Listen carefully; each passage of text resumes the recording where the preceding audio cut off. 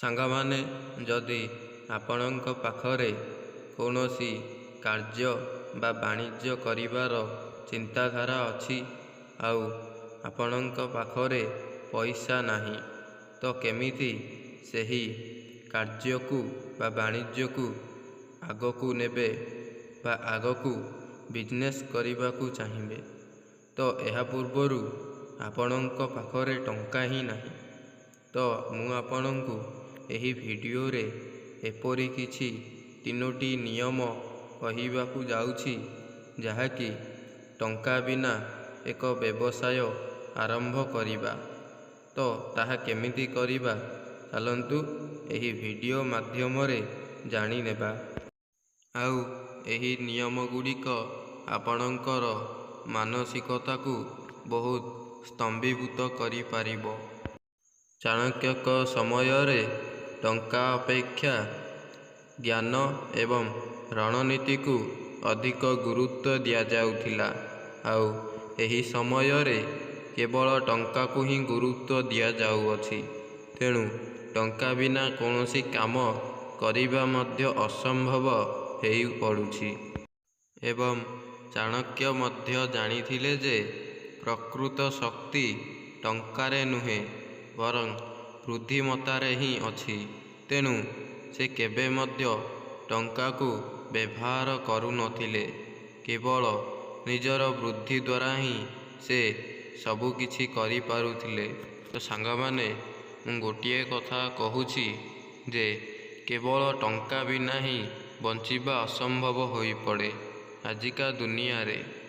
ତ ଆଗେ ବା ଆଗକାଳରେ ବହୁତ ଚାଣକ୍ୟ ବା ରଣନୀତିଜ୍ଞମାନେ ସେମାନେ ଟଙ୍କା ଅପେକ୍ଷା ତାଙ୍କର ବୁଦ୍ଧିକୁ ହିଁ ବହୁତ ଶକ୍ତିଶାଳୀ ବୋଲି ମନେ କରିଥାନ୍ତି। କାରଣ ସେହି ସମୟରେ ବୁଦ୍ଧି ହିଁ ଥିଲା ସବୁଠାରୁ ଶକ୍ତିଶାଳୀ ଜିନିଷ। ଆଉ ଆଜିର ଦୁନିଆରେ ଟଙ୍କା ହେଉଛି ସବୁଠାରୁ ଶକ୍ତିଶାଳୀ।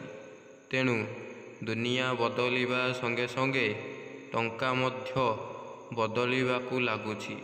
ତ ସାଙ୍ଗମାନେ, କେବେ ମଧ୍ୟ ଟଙ୍କାକୁ ନେଇ ଗର୍ବ କରନ୍ତୁ ନାହିଁ। କେବଳ ନିଜର ବୁଦ୍ଧି ଦ୍ୱାରା ହିଁ, ନିଜ ପରିଶ୍ରମ ଦ୍ୱାରା ଟଙ୍କା କମାନ୍ତୁ। ତ ସାଙ୍ଗମାନେ, ଆଉ ଡେରି ନ କରି ଚାଲନ୍ତୁ ଆଜିର ଏହି ଭିଡ଼ିଓ ମାଧ୍ୟମରେ ମୁଁ ଆପଣଙ୍କୁ ଜଣାଇଦେବି ଯେ ଟଙ୍କା ଦ୍ୱାରା ବା ଟଙ୍କା ବିନା ଏକ ବ୍ୟବସାୟ କିପରି ଆରମ୍ଭ କରିବା, ତାହାର 3ଟି ନିୟମ କ'ଣ କ'ଣ। ତ ସେଥିମଧ୍ୟରୁ ଗୋଟିଏ ନିୟମ ହେଉଛି କି ଜ୍ଞାନ ଏବଂ କୌଶଳ ମାଧ୍ୟମରେ ନିଜର ବୁଦ୍ଧିକୁ ଚିହ୍ନିବା।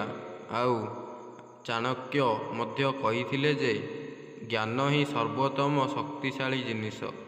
ତମ ପାଖରେ ଯଦି ଟଙ୍କା ନାହିଁ, ତେବେ ନିଜର ଜ୍ଞାନ ଏବଂ କୌଶଳ ମାଧ୍ୟମରେ ଆପଣ ବହୁତ କିଛି କରିପାରିବେ। ତେଣୁ କେବେ ହେଲେ ମଧ୍ୟ ଟଙ୍କାକୁ ନିଜର ଭାବନ୍ତୁ ନାହିଁ। ନିଜର ବୁଦ୍ଧି ଦ୍ୱାରା ହିଁ ନିଜେ ଗଢ଼ି ଉଠନ୍ତୁ। ଆଉ ଦେଖିବ, ଦୁନିଆ ତୁମକୁ ଦିନେ ନା ଦିନେ ନିଜର ମୁଣ୍ଡ ଉପରେ ବସାଇବାକୁ ଲାଗିବ। ତେଣୁ ବୁଦ୍ଧି ଦ୍ୱାରା ବା ଏପରି ଗୋଟିଏ ଏକ୍ଜାମ୍ପଲ୍ ହେଉଛି, ଯଦି ଆପଣଙ୍କୁ କୌଣସି ବକ୍ତୃତାରେ ଲେଖିବାକୁ ଆସୁଛି, ତେବେ ଆପଣ ସେଠାରେ କ'ଣ କରିବେ ଆଉ କ'ଣ ମଧ୍ୟ ଲେଖିବେ, ଯାହାଦ୍ୱାରା ଆପଣଙ୍କର ମାର୍କ ମଧ୍ୟ ଅଧିକ ହେବାରେ ଲାଗିବ। ଯଦି ଆପଣ ସେଠାରେ ହାରିଯିବେ ଆଉ କହିବେ ମୁଁ କେବେ ମଧ୍ୟ ଏହି ବକ୍ତୃତାରେ ଭାଗ ନେବି ନାହିଁ, ବା ତୁମକୁ କିଛି ବି ଆସୁନାହିଁ, ସେହି ବକ୍ତୃତା କ'ଣ ଲେଖିବି। ତ ସାଙ୍ଗମାନେ, ଏଠାରେ ନିଜର ବୁଦ୍ଧି ଆଉ କୌଶଳ ହିଁ ନିଜର ସାଥ ଦେଇଥାଏ, ଟଙ୍କା ସାଥ ଦେଇନଥାଏ। ତେଣୁ ସବୁବେଳେ ନିଜର ବୁଦ୍ଧି ଆଉ କୌଶଳ ମାଧ୍ୟମରେ ଆପଣ କ'ଣ କରିପାରିବେ ସେ ଉପରେ ହିଁ ଧ୍ୟାନ ଦେବା ଉଚିତ। ଆଉ ଟଙ୍କାକୁ ନେଇ ଆପଣ କେବେ ହେଲେ ବି ବଡ଼ ଲୋକ ହୋଇପାରିବେ ନାହିଁ। ତେଣୁ କେବେ ମଧ୍ୟ ଟଙ୍କାକୁ ନେଇକି ଗର୍ବ ମଧ୍ୟ କରନ୍ତୁ ନାହିଁ। କାରଣ ଆପଣଙ୍କର ସେଇ ଗର୍ବ ଗୋଟିଏ ଦିନରେ ପାଣି ଫୋଟକା ଭଳି ମଧ୍ୟ ହେଇଯାଇପାରେ। ଦ୍ୱିତୀୟରେ, ଯଦି ଆପଣ କୌଣସି ଏକ ସୋସିଆଲ ମିଡ଼ିଆ ଯେପରିକି ୟୁଟ୍ୟୁବ୍ ହେଉ କିମ୍ବା ଇନଷ୍ଟାଗ୍ରାମ ହେଉ, ଯଦି ଆପଣ ଏହିପରି ସୋସିଆଲ ମିଡ଼ିଆରୁ ଟଙ୍କା ଇନକମ୍ କରିବାକୁ ଚାହୁଁଛନ୍ତି, ତେବେ ସେଠାରେ ମଧ୍ୟ ଆପଣଙ୍କର ବୁଦ୍ଧି ଆଉ କୌଶଳ ରହିବା ନିହାତି ଆବଶ୍ୟକ। ନା ସେଠାରେ ବା ସେହି କାମ କରିବାକୁ ଆମକୁ ଟଙ୍କା ଦିଆଯିବ ନାହିଁ, କେବଳ ନିଜ ଉପରେ ଫୋକସ୍ ରଖିବାକୁ ପଡ଼ିବ। ସେଥିପାଇଁ ଗୋଟିଏ କାମ କରିବାକୁ ଗଲେ ସେହି କାମର ଧୈର୍ଯ୍ୟ ରଖି ହିଁ କରିବାକୁ ପଡ଼ିବ। ନଚେତ୍ ଆମେ ଯଦି ସେହି କାମକୁ ଅଧା ଦିନରୁ ଗୋଟିଏ ଦିନ କରିକି ଛାଡ଼ିଦେବା ଆଉ କହିବା ଯେ ଏହି କାମ ମୋ ଦ୍ୱାରା ଆଉ ହେଇପାରିବ ନାହିଁ, ତେବେ ଆପଣ ସେହି କାମ ଅଧାରେ ହିଁ ରହିଯିବ ଆଉ ସକ୍ସେସ୍ ମଧ୍ୟ ହେଇପାରିବେ ନାହିଁ। ତେଣୁ ଆପଣ ୟୁଟ୍ୟୁବରେ ଯଦି ଇନକମ୍ କରିବାକୁ ଚାହୁଁଛନ୍ତି, ତେବେ ନିଜର ବୁଦ୍ଧି ବା କୌଶଳ ମାଧ୍ୟମରେ ହିଁ ଭିଡ଼ିଓ ବନାଇବା ଶିଖନ୍ତୁ। ଯେପରିକି ଆପଣ ଯଦି ଆଜି ଗୋଟିଏ କଣ୍ଟେଣ୍ଟ ଆଣୁଛନ୍ତି, ତେବେ କାଲିକି ବି ଅନ୍ୟ କଣ୍ଟେଣ୍ଟ ଆଣିବାକୁ ଚେଷ୍ଟା କରନ୍ତୁ, ଯାହାଫଳରେ ଆପଣ ବହୁତ ଆଗକୁ ମଧ୍ୟ ଯାଇପାରିବେ ଆଉ ସେଠାରୁ ମଧ୍ୟ ଟଙ୍କା ଇନକମ୍ କରିପାରିବେ।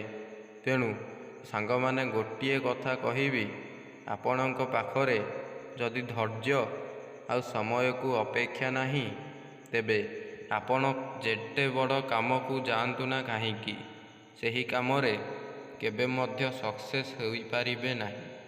ତେଣୁ ସବୁବେଳେ ସମୟ ଆଉ ଧୈର୍ଯ୍ୟକୁ ରଖି ଚଳିବା ଉଚିତ ଅଟେ।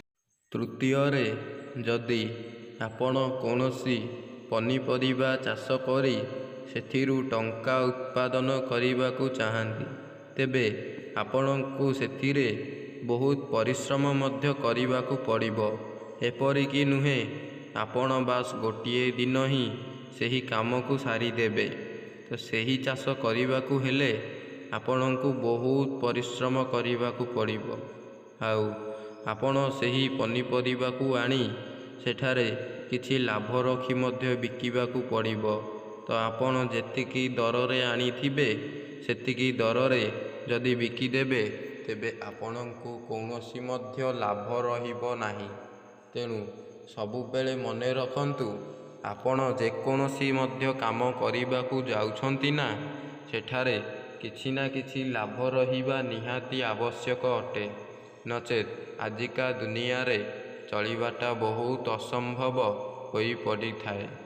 ତେଣୁ ମୁଁ ଗୋଟିଏ କଥା କହୁଛି ସାଙ୍ଗମାନେ, ଆପଣ ଯଦି ପନିପରିବା ଚାଷ କରିବାକୁ ଚାହାନ୍ତି, ତେବେ କରିପାରିବେ। କାରଣ ସେଥିରେ ବହୁତ ପରିଶ୍ରମ ମଧ୍ୟ ହେବ ଆଉ ଦେହ ମଧ୍ୟ ସୁସ୍ଥ ରହିବ, ଯାହାଫଳରେ ଆମର ରକ୍ତ ସଞ୍ଚାଳନ ମଧ୍ୟ ଅଧିକ ହେବ। ତ ପନିପରିବା ଚାଷ କରିବା ବହୁତ ଭଲ ଅଟେ ଆଉ ତାକୁ ବଜାରକୁ ଆଣି ସୁଲଭ ଦରରେ ମଧ୍ୟ ବିକନ୍ତୁ, ଯାହାଫଳରେ ଆପଣଙ୍କୁ କିଛି ମଧ୍ୟ ଲାଭ ହୋଇପାରିବ। ତ ଏହା ମଧ୍ୟ କରିବା ବହୁତ ଲୋକଙ୍କ ପକ୍ଷେ ଉପକାରୀ ହୋଇଥାଏ। ତ ସାଙ୍ଗମାନେ, ଆଜିର ଭିଡ଼ିଓଟି ଆପଣଙ୍କୁ କେମିତି ଲାଗିଲା ନିହାତି ଭାବରେ କମେଣ୍ଟରେ ଜଣାଇବେ। ଆଉ ଭିଡ଼ିଓଟିକୁ ଏଇଠି ଶେଷ କରୁଛି। ପୁଣି ଦେଖା ହେବା ଆଉ ଗୋଟିଏ ନେକ୍ସଟ ଭିଡ଼ିଓରେ। ତ ସେତିକି ପର୍ଯ୍ୟନ୍ତ ରହୁଛି, ଧନ୍ୟବାଦ। ଆଉ ଗୋଟିଏ କଥା ସାଙ୍ଗମାନେ, ଯଦି ଭିଡ଼ିଓଟି ଆପଣଙ୍କୁ ଭଲ ଲାଗିଲା, ତେବେ ନିହାତି ଭାବରେ ମୋର ଏହି ଚ୍ୟାନେଲ ସମ୍ବିତ ମୋଟିଭେସନାଲ ଲାଇଫ୍ କୁ ସବସ୍କ୍ରାଇବ୍ କରି ବେଲ୍ ଆଇକନ୍ ଉପରେ କ୍ଲିକ୍ କରି ଅଲ୍ ନୋଟିଫିକେସନ୍ ଉପରେ କ୍ଲିକ୍ କରନ୍ତୁ, ଯାହାଫଳରେ ମୁଁ ଭିଡ଼ିଓ ଛାଡ଼ିଲା ମାତ୍ରେ ଆପଣଙ୍କ ପାଖକୁ ନୋଟିଫିକେସନ୍ ସାହାଯ୍ୟରେ ପହଞ୍ଚି ପାରିବ। ଆଉ ଭିଡ଼ିଓଟିକୁ ବହୁତ ସାରା ଭଲ ପାଇବା ଦିଅନ୍ତୁ ଆଉ ସେୟାର ମଧ୍ୟ କରନ୍ତୁ। ଯଦି ଭିଡ଼ିଓରେ କିଛି ତ୍ରୁଟି ଥାଏ, ତେବେ ମୋତେ କମେଣ୍ଟ ବକ୍ସରେ ଜଣାନ୍ତୁ।